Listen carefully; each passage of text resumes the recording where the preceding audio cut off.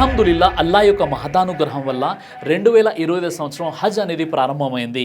Saudi హజ్ మంత్రి తౌఫీక్ అల్ రబియా మాట్లాడుతూ వార్షిక హజ్ యాత్ర కోసం ప్రపంచవ్యాప్తంగా 2025 శుక్రవారం 3 దుల్హిజ్జా నాటికి 1.4 మిలియన్లకు పైగా ప్రజలు సౌదీ అరబ్కు హజ్ కోసం హాజరయ్యారని ఆయన అన్నారు.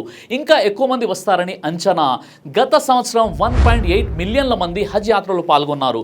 బుధవారం జూన్ 4, 2025 8వ దుల్హిజ్జా రోజు ప్రారంభం కానున్న హజ్ 2025 యాత్రకు సౌదీ గవర్నమెంట్ యాత్రికుల భద్రత మరియు క్షేమం కోసం విస్తృతమైనటువంటి ఏర్పాట్లు చేశారు. ప్రపంచ నలుమూలల నుండి వచ్చే హజ్ యాత్రికుల కోసం సౌదీ ప్రభుత్వం ఎలాంటి సౌకర్యాలను ఎలాంటి ఏర్పాట్లు చేసిందో ఇప్పుడు మనం తెలుసుకునే ప్రయత్నం చేద్దాం. గతంలో 51.8 డిగ్రీ సెల్సియస్ వరకు పెరిగిన ఉష్ణోగ్రతలను ఎదుర్కోవడానికి ఈసారి సౌదీ అధికారులు అనేక చర్యలను అమలు చేశారు. తీవ్రమైన వేడి నుండి రక్షణ కోసం సహజ నీడను అందించడానికి 10,000 చెట్లను నాటారు. 400 హెవీ వాటర్ కూలర్లు మరియు మిస్టింగ్ సిస్టమ్ ఏర్పాటు చేశారు. భూమి ఉష్ణోగ్రతను తగ్గించడానికి వేడిని తగ్గించే తెల్లటి రోడ్లను కొత్తగా ఇంట్రడ్యూస్ చేశారు. అలాగే యాత్రికులు నీరు ఎక్కువగా తాకకుండా ఉండాలని నీడ ఉన్న నడక మార్గాలను ఉపయోగించాలని మరియు తగిన రక్షణ పరికరాలను ధరించాలని సూచించే మల్టీ లాంగ్వేజ్ అవగాహన ప్రచారాలను స్టార్ట్ చేశారు.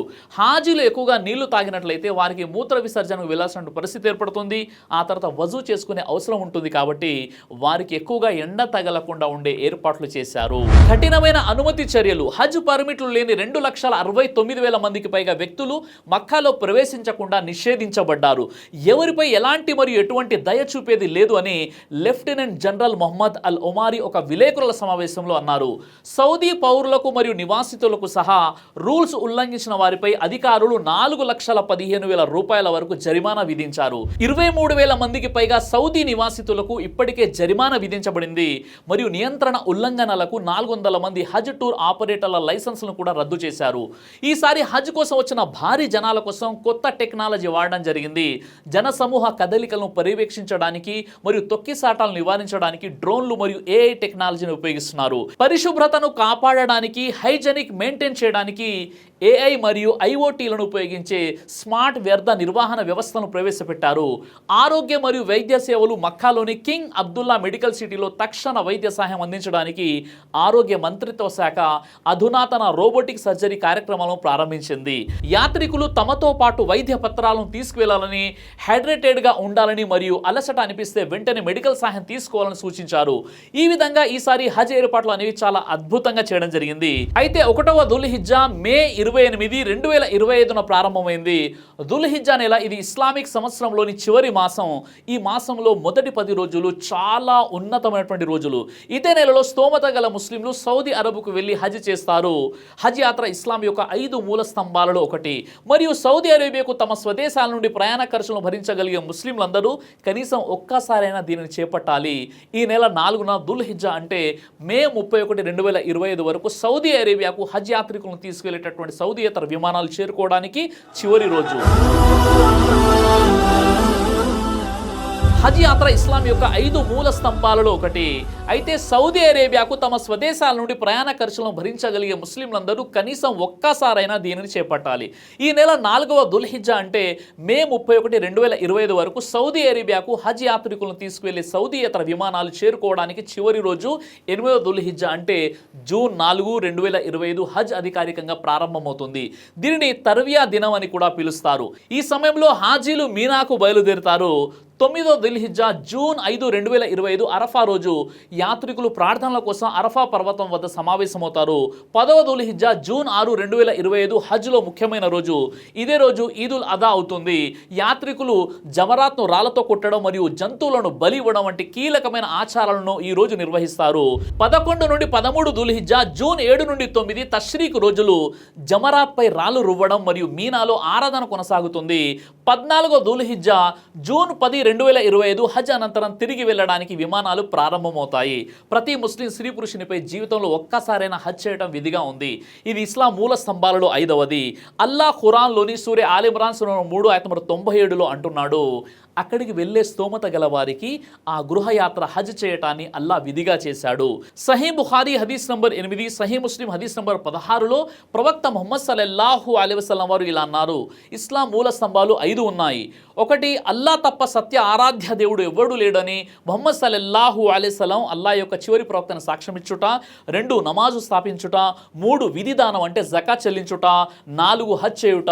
5, రమదాన్ నెల ఉపవాసం ఉండుట. అల్లా సాన్నిధ్యంలో చేర్పించు సత్కార్యాలలో హజ్ అతి గొప్పది. సహీ బుఖారీ హదీస్ నంబర్ 1819, సహీ ముస్లిం హదీస్ నంబర్ 1350లో ప్రవక్త ముహమ్మద్ సల్లల్లాహు అలైహి వసల్లం ఇలా అన్నారు, ఎవరైతే ఎలాంటి వాంఛలకు లోనవ్వకుండా దైవ ఆజ్ఞల్ని ఉల్లంఘించకుండా హజ్ చేసి తిరిగి వెళ్తారో వారు తమ తల్లి గర్భం నుంచి పుట్టినప్పటి స్థితిలో తిరిగి వెళ్తారు. హజ్ అనేది తెలివిగల యుక్త వయసుకు చేరినటువంటి ప్రతి ముస్లింపై హజ్ విధిగా ఉంది. అతను దానికి అర్హుడైనప్పుడు, అంటే తన బాధ్యతల్లో ఉన్నవారి ఖర్చులు చెల్లించాక అతని వద్ద మక్కా రానుపోను పూర్తి ప్రయాణ ఖర్చులు ఉండాలి. ప్రయాణ దారి నిర్భయంగా ఉండాలి. శారీరకంగా ఆరోగ్యవంతుడై ఉండాలి. హజ్ చేయుటకు ఆటంకం కలిగించే అంగవైకల్యం, మతి సీమితం లేకపోవడం లాంటి మరే ఇతర రోగం ఉండకూడదు. ఇక స్త్రీ విషయంలో ఇప్పటి వరకు చెప్పిన నిబంధనలతో పాటు తనతో తన మెహరం, వివాహ నిషిద్ధమైన బంధువు ఉండాలి. తన భర్త లేని పక్షంలో ఆమె దగ్గరి మెహరంలో ఎవరైనా ఒకరు ఉండాలి. ఒకవేళ స్త్రీ తన భర్త చనిపోయినా లేదా విడాకులు పొందిన గడువులో కూడా ఉండకూడదు. ఎందుకంటే గడువులో ఉన్నవారు ఇంటి బయటికి వెళ్ళుట అల్లా నిషేధించాడు కాబట్టి. ఎవరికైతే ఇలాంటి పరిస్థితి ఉంటుందో వారిపై హజ్ అనేది విధిగా లేదు. దైవ ప్రవక్త ముహమ్మద్ సల్లల్లాహు అలైహి వసల్లం వారు హజ్ యొక్క ఎన్నో మహత్యాలను తెలియజేశారు. సహీ బుఖారీ హదీస్ నంబర్ 1773 మరియు సహీ ముస్లిం హదీస్ నంబర్ 1349 ఈ హదీసు ప్రకారం ప్రవక్త వారు ఇలా అన్నారు, మబ్రూర్ హజ్ అంటే స్వీకరించబడే హజ్కు పరిహారం స్వర్గమే. స్వీకరించబడే హజ్ మబ్రూర్ హజ్ అంటే అల్లా అవిధేయతకు పాల్పడకుండా చేయబడే హజ్. దీని సూచన ఏమిటంటే హజ్ తర్వాత హాజీ సత్కార్యాలను ఎక్కువగా చేస్తూ చెడు కార్యాల నుండి దూరంగా ఉండాలి. అలా కాకుండా హజ్ చేసి తిరిగి వచ్చిన తర్వాత మళ్ళీ పాపాలకు వెళ్ళినట్లయితే అది హజ్జే మబ్రూరు కాదు. హజ్ పాపాలను తుడిచివేస్తుంది. తబ్రాని దారే హుత్ని అస్-సహీహా హదీస్ నంబర్ 1185 ప్రకారం ప్రవక్త ముహమ్మద్ సల్లల్లాహు అలైహి వసల్లం ఇలా సెలవిచ్చారు, హజ్ మరియు ఉమ్రాలను ఎల్లప్పుడూ చేస్తూ ఉండండి. కొలిమి తురుప్పును తొలగించినట్లే ఈ 2 పేదరికాన్ని, పాపాలను సమాప్తం చేస్తాయి. ఈ విధంగా హజ్ యొక్క ప్రాముఖ్యత మరియు సౌదీ ప్రభుత్వం హజ్ యాత్ర కోసం ఎలాంటి ఏర్పాట్లు చేసిందో, అలాగే హజ్ యాత్రికులు తమ హజ్ను ఎలా చేస్తారో సంక్షిప్తంగా తెలుసుకునే ప్రయత్నం చేశాము. అయితే మీ కుటుంబం నుండి లేదా మీ బంధువుల్లో ఎవరైనా ఈ 2025 సంవత్సరంలో హజ్ యాత్ర కోసం వెళ్ళారా? అయితే వారికి మీరు ఖచ్చితంగా చెప్పండి, మీకోసం అరఫా మైదానంలో దువా చేయమని. ఎందుకంటే అక్కడ చేసే దువా ఖచ్చితంగా స్వీకరించబడుతుంది. అలాగే వారు క్షేమంగా తిరిగి రావాలని కూడా అల్లాతో మీరు దువా చేయండి. దీంతో పాటు ఒకవేళ మీరు ఇప్పటి వరకు హజ్ చేయనట్లయితే వచ్చే సంవత్సరమైనా హజ్ చేస్తామని సంకల్పం చేసుకోండి. అలాగే హజ్ చేయడానికి అవసరమైనటువంటి స్తోమత అల్లా మీకు ప్రసాదించాలని కూడా మీరు దువా చేయండి. అలాగే ఫలస్తీన్ గాజా ప్రజల కోసం అరఫా ఉపవాసం రోజు మీరు వారి కోసం దువా చేయండి. అల్లా వారి కష్టాలను దూరం చేయాలి. అల్లా వారికి విముక్తిని ప్రసాదించాలి. అల్లా మనందరికీ కూడా హజ్ చేసే సద్బుద్ధిని ప్రసాదించాలని ఆమీన్ రబ్బుల్ ఆలమీన్. దైవ ప్రవక్త ముహమ్మద్ సల్లల్లాహు అలైహి వసల్లం వారు తెలియజేశారు, కడుపుకు సంబంధించినటువంటి అన్ని రకాల వ్యాధులకు అద్భుతమైనటువంటి ఔషధం తల్బీనా. ఇది దైవ ప్రవక్త వారి సున్నత్.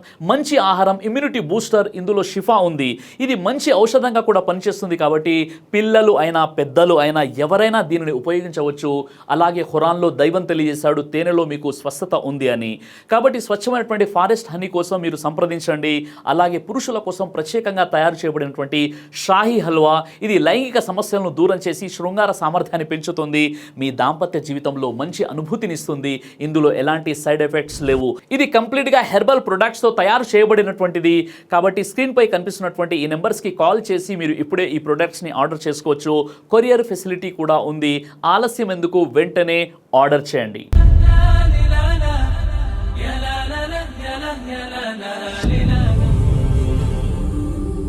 బ్రదర్ సిరాజ్ అని యూట్యూబ్ ఛానల్ని మీరు సబ్స్క్రైబ్ చేసినట్లయితే ఇన్షాల్లా దేవచిత్తం అయితే మీకు వీడియోస్ వస్తుంటాయి. అదేవిధంగా బ్రదర్ సిరాజ్ అనేటటువంటి ఫేస్బుక్ని కూడా లైక్ చేయడం వల్ల మీకు వీడియోస్ వస్తుంటాయి.